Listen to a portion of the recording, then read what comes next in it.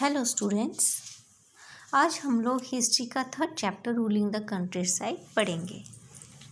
Dear students, पिछले chapter में हम लोगों ने पढ़ा कि अंग्रेज जो हैं वो इंडिया में ट्रेडर्स बनकर आए थे। धीरे धीरे यहाँ पर उन्होंने अपना हक जमाना शुरू कर दिया। जो बंगाल के नवाब थे उनको ये बात नहीं पसंद आई। उनके साथ इनकी फिर बैटल हुई जिसका नाम दिया गया था बैटल ऑफ पालसी, और फाइनली इन्होंने ये लड़ाई जीत ली थी और यहाँ के दीवान बन गए। नवाब बनने के बाद आगे क्या हुआ, उन्होंने अपना जो साम्राज्य है पूरी इंडिया में फैलाने की कोशिश की। इस चैप्टर में आज हम यही पढ़ेंगे। The company became the Diwan. अब कंपनी जो है वो दीवान बन गई। ये पिक्चर हम देख सकते हैं। हम लोगों ने ये भी पढ़ा था कि जो औरंगजेब था, मुग़ल का लास्ट एम्पायर था, उसके बाद कोई आगे उसका राजवंशक नहीं चला था। तो अंग्रेज़ों ने जो है वो इससे दीवानी छीन ली थी। तो ये रॉबर्ट क्लीव ने पेंटर को बोला था कि ये मेमोरेबल मोमेंट्स हैं जो कि पेंटिंग के ज़रिए कैप्चर रहनी चाहिए पूरी ज़िंदगी, क्योंकि ये उनके लिए बहुत प्राउड मूवमेंट था। उन्होंने ये कभी नहीं सोचा था कि वाकई में उनको वो यहाँ के दीवान बन जाएंगे, नवाब बन जाएंगे। तो ये इनके लिए प्राउड मूवमेंट थी, इसीलिए उन्होंने ये स्पेशली खास करके ये स्केच बनवाया हुआ है। ये जो ऊपर ये जो टेंट है ये ब्रिटिशर्स का है। ये इनको दीवानी दी जा रही है, हक दिए जा रहे हैं यहाँ के, और जो आसपास इंडियंस खड़े हैं वो विटनेस के तौर पर खड़े हैं। ठीक है। As the Diwan, the company became the chief financial administrator of the territory under its control. दीवान बनने के बाद ये जो कंपनी है ये यहाँ की खास मुख्य जो है वो एडमिनिस्ट्रेटर प्रशासक बन गए और यहाँ पर उन्होंने कंट्रोल कर लिया। अब वो ये सोचने लगे कि उनकी इनकम के और ज़्यादा जो रिसोर्सेज हैं, सोर्सेज हैं वो बढ़ने चाहिए ताकि उनकी इनकम जो है वो ज़्यादा से ज़्यादा हो सके।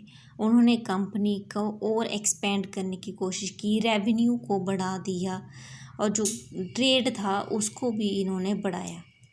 ट्रेड इन्होंने अपनी मर्जी से किया कि यहाँ से वो सस्ते सामान को खरीदेंगे, सामान को तैयार करके बेचेंगे अपने मन मर्जी दामों पर।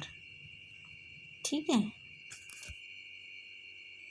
नेक्स्ट है revenue for the company. The company has become the Diwan. अब कंपनी जो है वो दीवान बन चुके थे, लेकिन उनको फिर भी एज ए ट्रेडर की नज़र से देखा जाता था। तो वो चाहते थे कि लार्ज जो है वो इनकम हो उनकी। तो उन्होंने अपनी मर्ज़ी से जो नया सिस्टम है वो स्टार्ट कर दिया ताकि अपनी मर्ज़ी से मनमाने जो दाम है वो लोगों से वसूल कर सकें।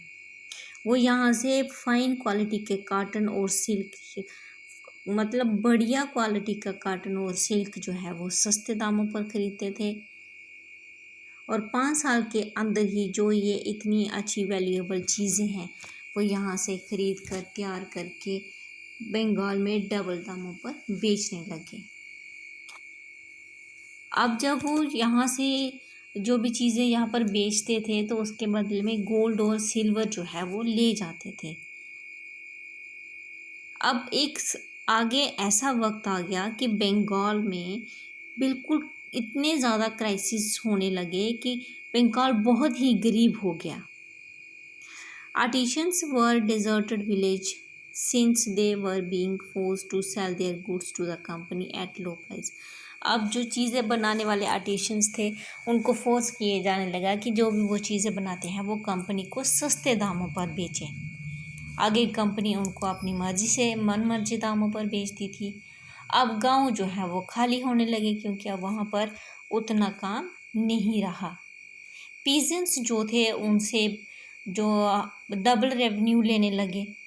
अब उतना उनको इनकम नहीं होती थी जितना कि उनको रेवेन्यू देना पड़ता था। अब एग्रीकल्चर में वो अपनी मर्जी से फसल उगाने लगे। अंग्रेज़ों ने कहा जो वो मतलब जो कमर्शियल क्रॉप होती थी वो अपनी मर्ज़ी से जो चाहते थे वही लोगों से फसल उगवाते थे ताकि उनको फ़ायदा हो सके। अब वहाँ पर जैसे अकाल ही पड़ गया हो, बंगाल इतना गरीब हो गया, इतने बुरे हालात हो गए मानो वहाँ पर अकाल पड़ गया हो। उसकी जो 1/3 पॉपुलेशन है वो वहाँ से चली गई, पलायन कर लिया उसने। ठीक है।